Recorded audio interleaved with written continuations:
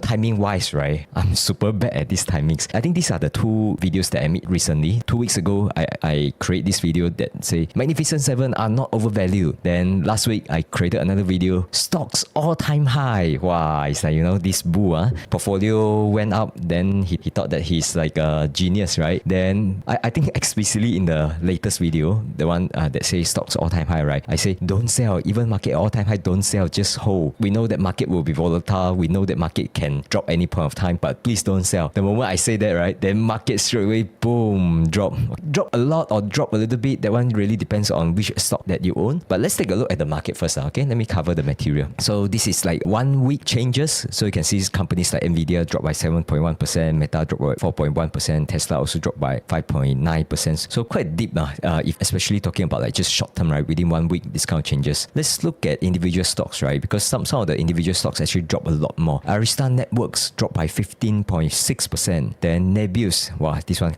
Neo Clouds, right, dropped by 17%. Exxon Enterprise, this one, Turtle stocks, right, so dropped by 18%. Wow, I haven't really followed these companies, but it seems like just 1 week, 18%. Big drop. HubSpot dropped by 18.9%. DoorDash dropped by 20%. Crazy drop. CoreWeave, another Neo Clouds, dropped by 22%. Supermicro, another AI stocks. Wow, AI really cheaper boom, really crashed already. Dropped by 24.6%. Then Celsius, wow, this one I think out of those that I look at right after I filtered for market cap above 10 billion, Celsius is the worst already. Dropped by 30.6%. 30%, so just within 1 week. So I don't know who's the one that's most bullish on Celsius. I'm also not sure. But 30.6% is like quite serious drop. That's why when people talk about market crashes, right, they are actually not referring to S&P 500, because S&P 500 only 2.2% is like small dip, right? But some of these individual stocks actually drop quite a fair bit. Then QQQ dropped by 4%, also like more than usual. So that's why people say the AI bubble has popped. We are crashing. My portfolio is I think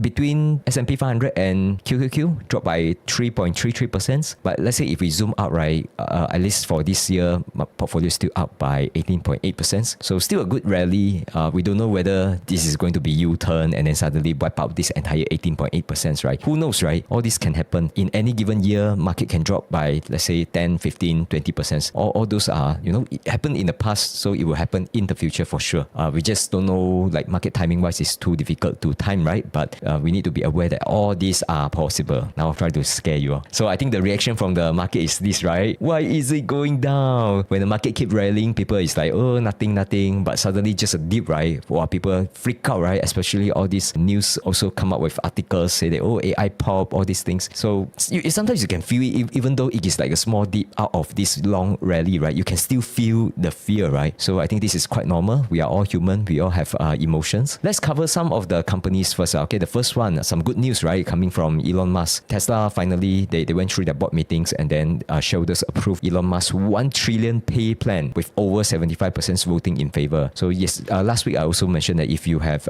Tesla stocks, please vote. Regardless of which one you vote, just vote. I think that's most important. You can vote against all this, his compensation package, right? I'm fine with that, right? But at least vote. Don't let someone make decisions on your behalf. I'm referring to, I don't know, let's say those who invest in funds or invest in some brokers, some of them like either cannot vote or their funds will vote on their behalf. So those are not a good practice because you are the shareholder, you should make the decisions, right, for these kind of things. Then just a recap, right? So why I'm bullish on this is because if you look at their goal, right, Elon Musk, he's not taking in salary, but it's more like linked to the KPIs. And there's two KPIs, right? One is market value milestone, the other one is operational milestone. So for market value, at least it needs to meet like $2 trillion, and then from there, 2.5, 3 trillion, 3.5, 4 trillion, and so on, right? Up to 8.5 trillions for him to get the full package, right? And then in terms of the operational milestone, you can see that it is like different types of milestone, right? The EBITDA, the how many millions of robots, robotaxi, vehicles deliveries, all those things, right? So he need to meet on the left-hand side and on the right-hand side, then only that make him eligible to get the shares. So that's, you can see, right, for him to get the $1 trillion, right, the companies really need to grow a lot larger. So that's something that help us enjoy the share price that's getting higher, not by 30, 50%, right? We are talking about like 2x, 3x, 5x, or even 10x from here, right? So he need to meet this kind of goals, and which is very aggressive. So that's why I'm quite bullish that we will still get Elon's leadership over the next, I think 7.5 years, right? That's how long he will serve for current compensation package. Then in terms of share price, right? Tesla currently is at $429. So market cap is at 1.35 trillion. So you can see, right, 1.35 trillion to this kind of like market value milestone, right? It's still like many X multiple, right? So I think that's why I say it is quite aggressive. And then even if you look at EBITDA numbers, right, most current EBITDA numbers is about 10 billion. And if you look at the chart historically, I think they have achieved 17 billion of EBITDA before. So go back to this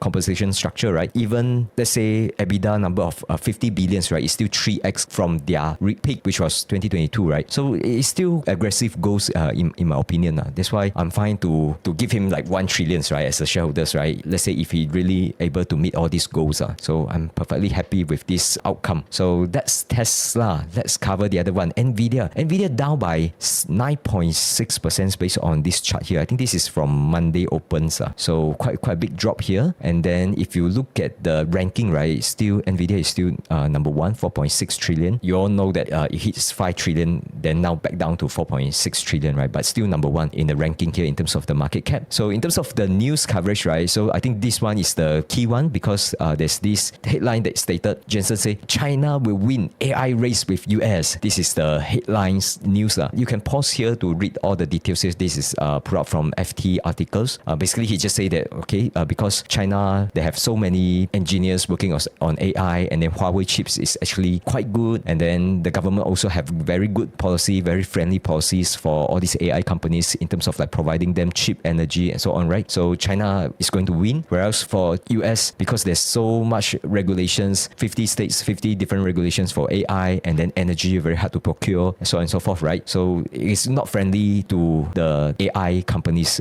in US. So basically he's complaining about US government policy. So and some people know that Jensen, he's upset because both US and also China is trying to block Nvidia from entering China, right? We'll get into those in more details later. So this is the articles. Pause here if you want to read in details. Shortly after that, right, I think Nvidia, they come up with the statement, say that, okay, no, Jensen didn't say that China will win the AI war, right? So he reiterate a message that Jensen said before, right? As I have long said, China is nanoseconds behind America in AI. It's vital that America wins by racing ahead and winning developers worldwide. So nanoseconds behind America just is saying that, okay, right now, right, China is still slightly behind, but the statements that whether China is going to win US in AI in the future, so that one is kind of like silent on that now. But I think this one, even if Jensen say that China is going to win AI, right, I'm not surprised he's saying that just because of the policies, right? Because it's fair that, I mean, the kind of policy that US have, right, is really that not helpful to companies like Nvidia, right? Why would you block your companies from exporting to China, right? So China wanted all these chips. It's just that US don't want to sell. Actually, China government don't want. It's their companies that wanted all these chips, right? So that's why that's the situations they are in. I think they mentioned that in their guidance, they haven't recorded any sales allocated to China market, which I think that will stay true for the foreseeable future.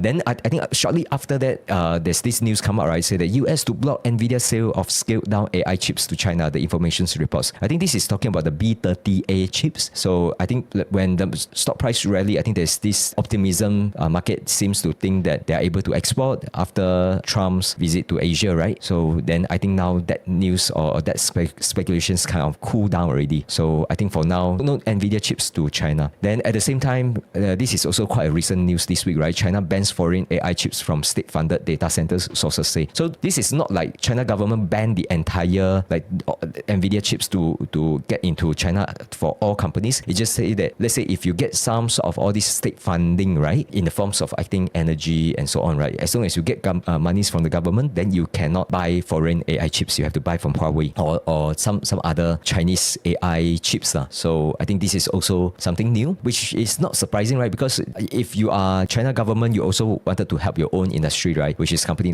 like Huawei, right? You wanted to help them, and especially now they are still behind. You want to help them so that they have market, they can generate some revenue, and then from there they invest more in R&D, and then they can be better than US companies in the future, right? So this is perfectly normal to do. They are just being protective, right? So I think the outcome is that now both America, right, and China, right, they all is like, nah, we are brothers now. We all agree on the same thing, right? Which is no Nvidia in China. So that's the situations with Nvidia at the moment. And I think all these news you put together, right, definitely is something that it hurts the AI narratives at the moment. Okay, then for those who look at all these news and think that, okay, I want to short Nvidia, I want to sell Nvidia shares, but please be careful on that, especially those who are shorting, right? Because Jensen Huang, he just showed up in one of the TSMC event, right? Then he says that there's strong demands for Blackwell chips, and he's asking for more wafers from TSMC. So he's trying to still paint a bullish picture on Nvidia, which I think by end of this year or early next year, or even throughout the entire year next year, right? I think Nvidia will still grow, but of course, this kind of growth, we don't know how long it will sustain, right? Let's say if they open up the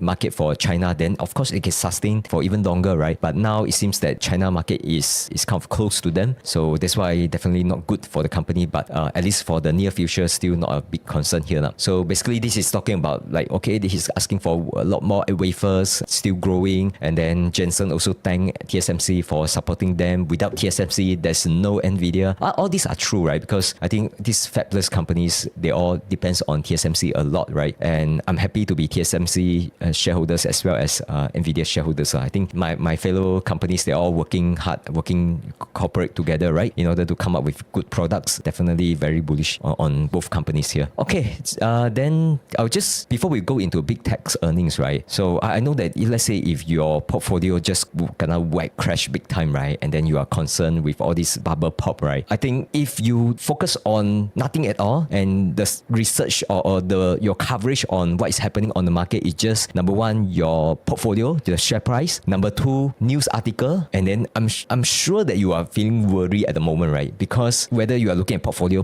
down, whether you are reading news, right? And then news article keeps saying that, oh, it's either now we are in an AI bubble or AI bubble is popping now. So this kind of news is quite common, right? So that's why all these news, I think they are trying to scare people. They're trying to make you, either make you FOMO or make you panic. I think this is their operations, right? So because they need some sort of emotions from you, right? Then only you will get stuck to the platforms, right? And wanted to know more, right? So they want to play all these emotions with you. This is perfectly normal. So if you are in the market long enough, you know how you have the right way to see the markets, then you will see through all this, right? Like all these news articles, right? They are not there to inform you. They are not there to teach you. They are there to scare you and make you FOMO, like keep making your emotions swing up and down, right? So I think that is just the operations. But I think how can we be immune to that, right? Is that we just need to be more, stay away from all this share price or market fluctuation and just look at the fundamentals, right? Because fundamentals, number one, they are boring. Number two, they are slow. They come out like all these quarterly results only once every quarter, right? So it is very fast. At least if you just focus on all these fundamentals, then at least you will feel that the things move slowly